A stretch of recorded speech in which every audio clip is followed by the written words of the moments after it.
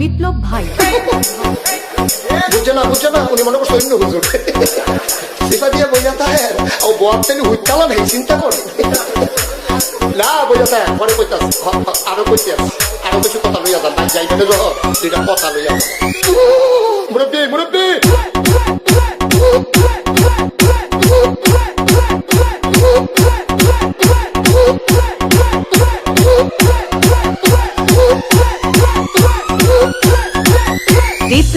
বিপ্লব please আমাকে ক্ষমা করে দাও প্লিজ কে দাম পড়ে আরে বাবু কালকে ধরে নিয়ে ওরে দিচ্ছে আমি ফিরে নেই প্লিজ আমরা তুল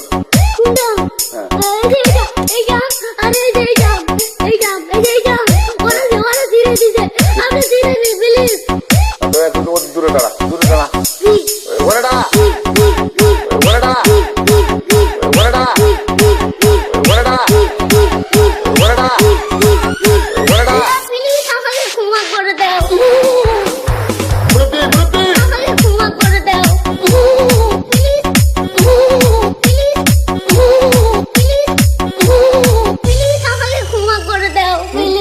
কি করে